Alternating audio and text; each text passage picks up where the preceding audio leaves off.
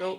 Donc bonjour, aujourd'hui je vais vous faire une capsule qui va expliquer en fait comment bien accompagner un résident à la marche de façon sécuritaire. Donc c'est important qu'il ait des souliers fermés et des souliers aussi antidérapants. De plus, il doit avoir son aide technique à portée de main.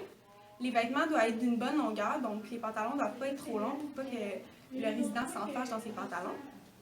Et aussi, il faut que le plancher soit une surface qui n'est pas encombrée en fait pour qu'il marche de façon sécuritaire. Voici le bon accompagnement à la marche avec marchette. Donc, on voit que la thérapeute a une main pour guider la marchette au besoin et l'autre main en arrière du patient. Ça, c'est sérieux, ça. Voici l'accompagnement sans aide technique. Donc, on voit que le thérapeute a une prise pouce, puis l'autre main est en arrière du patient. Donc, on soutient en arrière et on soutient le bras. Donc, voici l'accompagnement aide x1 avec aide technique. Donc, on a aussi la main en arrière qui soutient le pantalon en cas de dérobage. Puis, la thérapeute a sa main à l'avant aussi pour guider l'aide technique au besoin. Donc,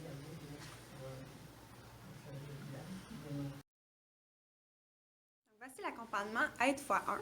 Donc, on a aussi une prise pouce, mais il est bien important de tenir le pantalon du patient en cas de dérobage des genoux. Donc, voici l'accompagnement aide x2 avec aide technique.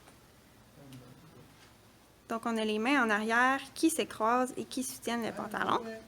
Et les thérapeutes qui font des pas chassés pour bien suivre le patient.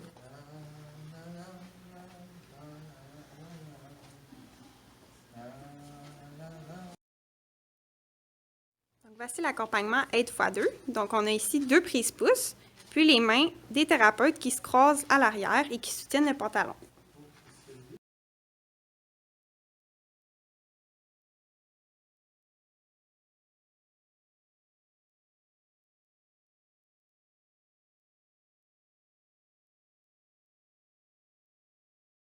Donc, il est important que le résident reste proche de son aide technique. Donc, voici un truc pour qu'il reste proche. Donc, on met le pied devant l'aide technique pour bloquer le mouvement de celle-ci.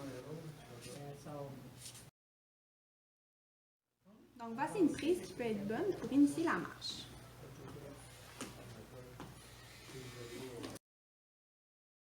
Donc, en cas de festination, donc des petits pas, vous pouvez dire au patient de venir toucher les genoux à la marchette.